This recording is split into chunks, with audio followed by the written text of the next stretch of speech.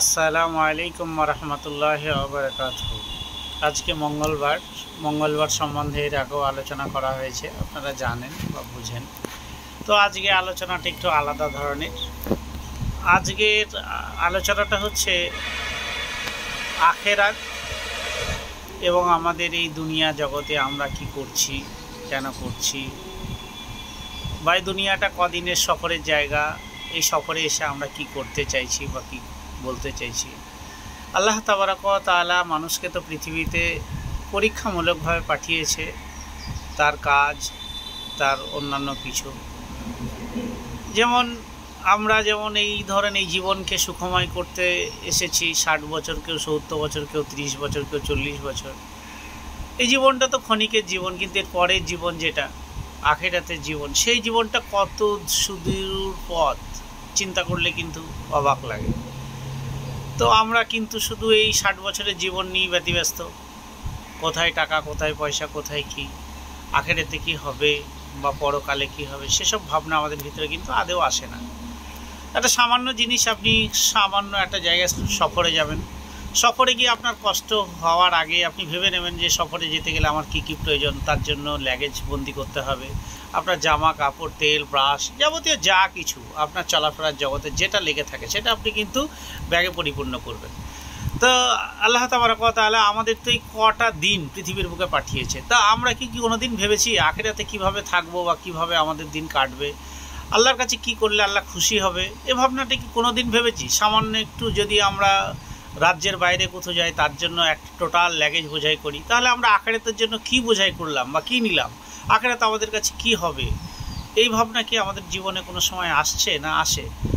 আমরা প্রত্যেকেই মুসলমানরা কিন্তু ভাবি যে না, পরকালে একটা জীবন আছে, জান্নাত জাহান্নাম আছে। তাহলে জান্নাত জাহান্নাম যেহেতু আছে, তাহলে আমরা কেন জাহান্নামের কথা চিন্তা করছি না, বা পরকালের জন্য কেন আমরা লাগেজ বোঝাই করছি না? লাগেজ বোঝাই কেন করব বা কী জন্য করব? আল্লাহর কাছে 5 ওয়াক্ত নামাজ, হালাল খাবার, হালাল রুজি, হালাল পয়সায় চলাফেরা, এগুলো করলে আল্লাহ তাবারাক ওয়া তাআলার কাছে নিশ্চয়ই আমরা পরিত্রাণ পাবো। তা আমরা পরিত্রাণের ব্যাপারে কতটুকু ভাবছি বা কতটুকু সচেতন?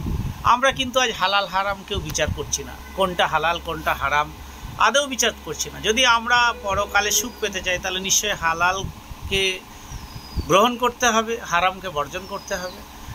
আর হারাম কোনগুলো? যেমন সুদ হারাম, কারোর টাকা মেরে খাওয়া হারাম।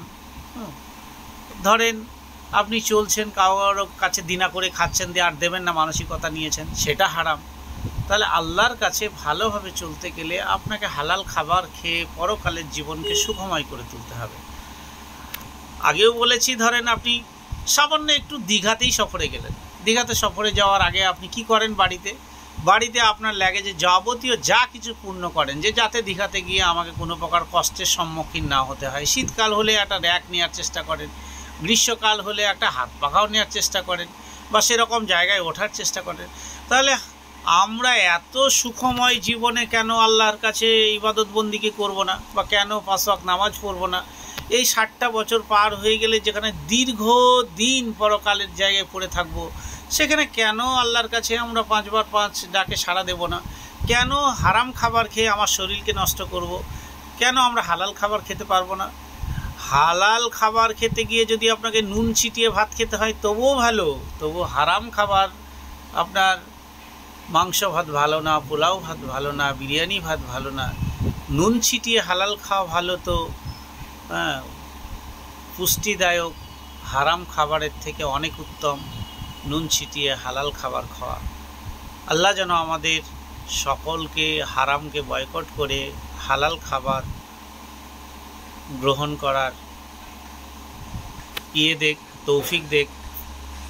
আর সকলেই আমরা এই জীবনকে এত তোয়াক্কা না করে পরকালের জীবনকে তোয়াক্কা করি।